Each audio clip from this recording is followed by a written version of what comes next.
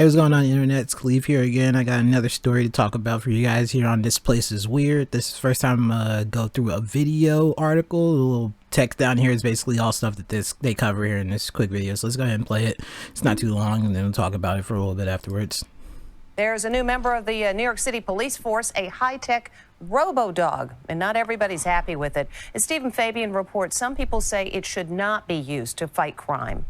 A police Robodog is sparking a major controversy today. The machine was deployed by NYPD at the scene of a suspected hostage-taking in Manhattan. I've never seen nothing like this before in my life. Cops say the Robodog can save lives by scoping out a crime scene without exposing officers to danger, but critics are calling the Robodog creepy and even terrifying. What was the reaction from the tenants from the fact that this dog was used here? Disbelief, shock, curiosity.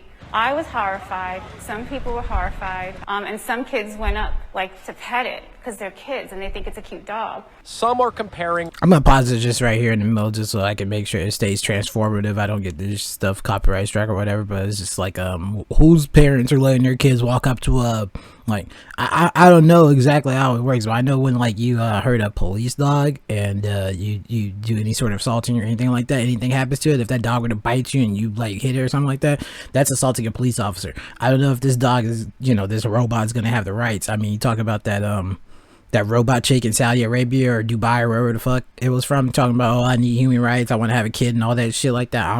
I wouldn't be surprised if 15-20 years down the line we end up getting to that point. I mean, people use all the same civil rights arguments that black people had to use in the 60s to try to get to be a not complete second-class citizenship.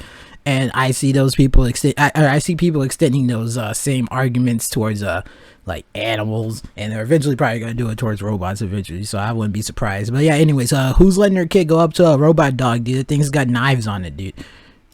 Robodog to an episode of Netflix's. It doesn't really have knives on it. I'm kind of joking about that, but anyways, We're comparing Robodog to an episode of Netflix's sci-fi series Black Mirror, in which robot dogs turn on humans. A local congressman had this to say. They got military gear, and now they got robot dogs in the streets, further oppressing us with robots now. New York City's police commissioner defended the robot today. It's important to say that we did not purchase this.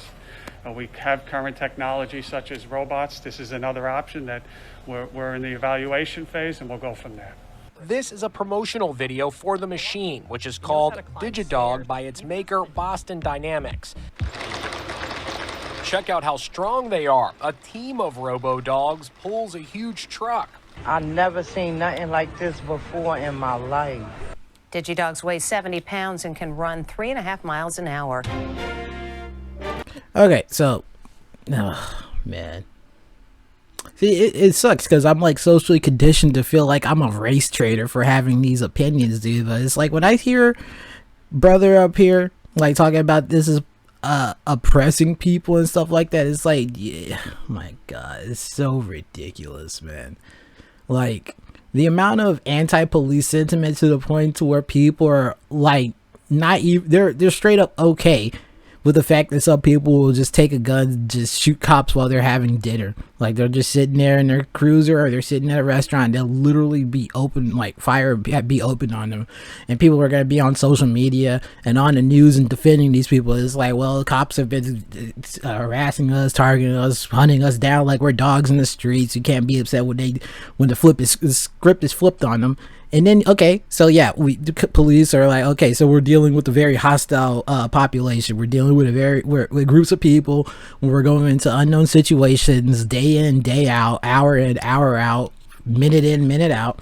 Have no idea if we're going to be coming across a civilian that absolutely hates us, doesn't know anything about me personally, but just knows that I'm wearing this badge and that I represent a white supremacist, blah, blah, blah, blah, blah, blah, blah, all that shit. And so, yeah, they're going to be extremely reticent. They're going to be extremely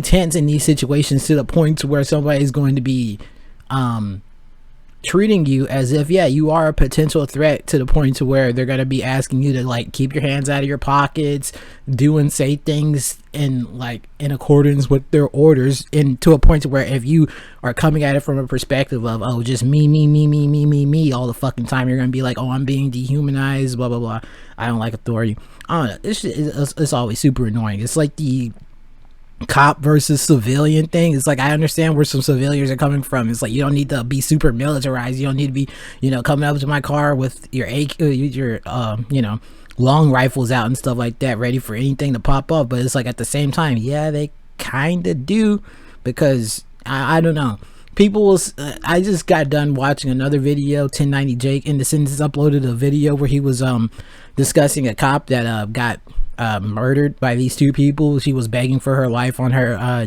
body cam, and they decided to still just shoot her in the head while they had kids in the house and stuff like that. It was a bunch of ridiculous stuff. And of course, knowing me, I go through the comments, and I'll flash some up here.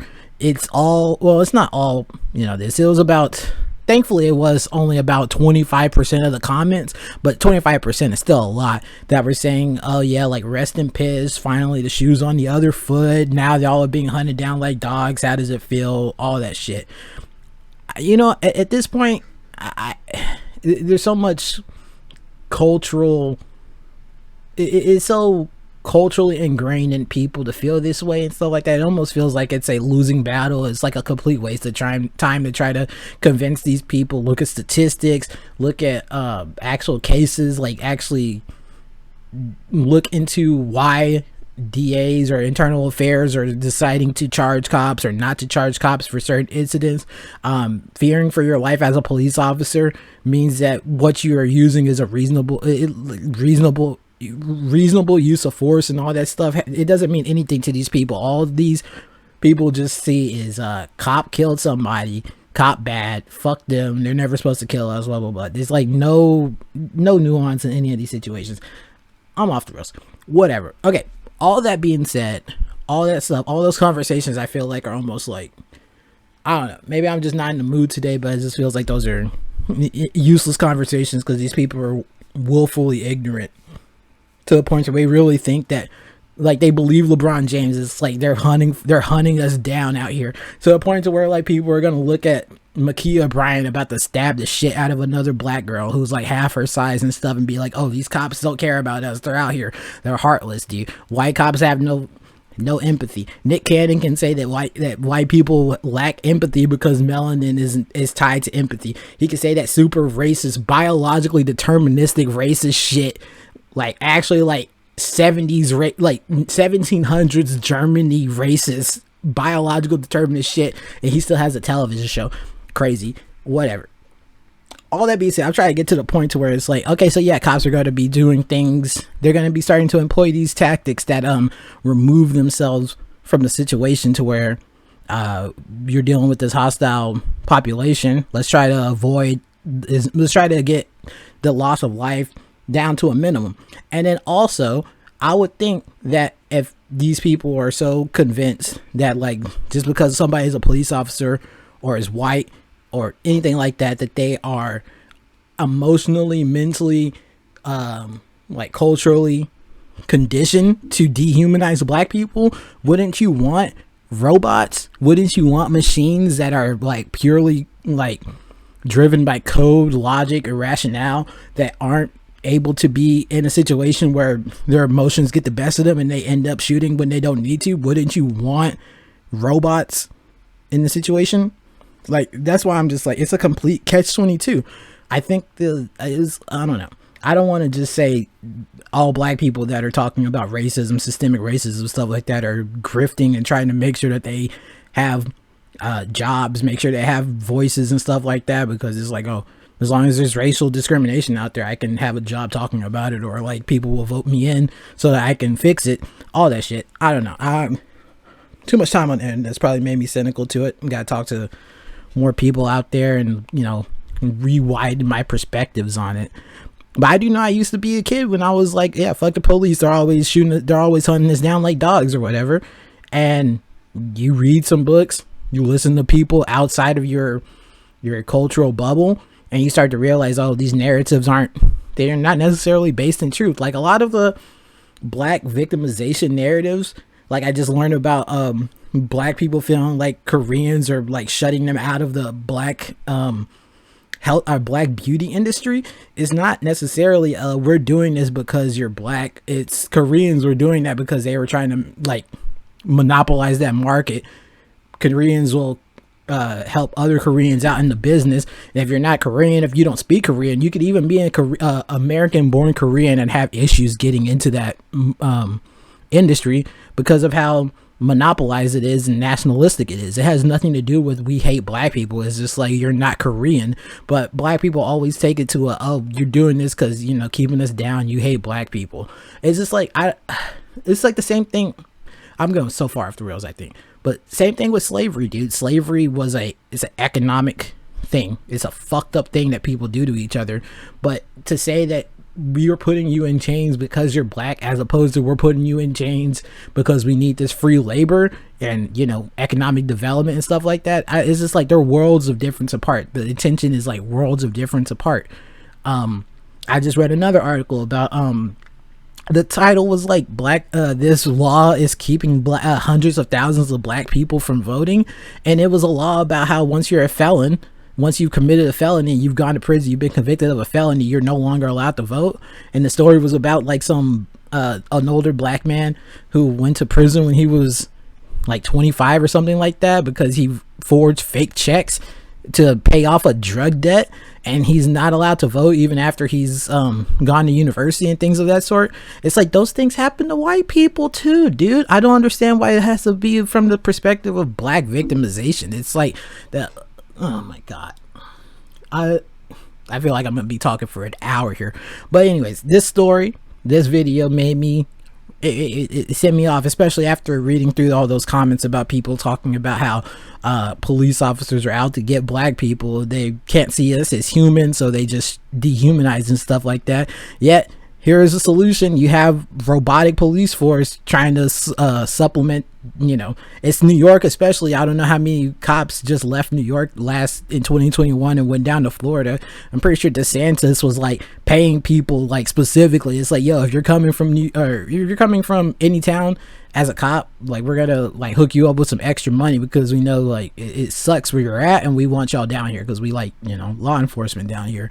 New York is like, okay, so we're running out of cops. We can't afford to have cops getting shot up. Let's use some robots to try to take care of shit. But, you know, here we go again. They're oppressing us. It's radicalized. They're militarized. It's a catch-22, man. And like I said in the beginning, I'm socially conditioned to feel like I'm being a race traitor, having these thoughts, saying these things. But it's just like, I don't know, man.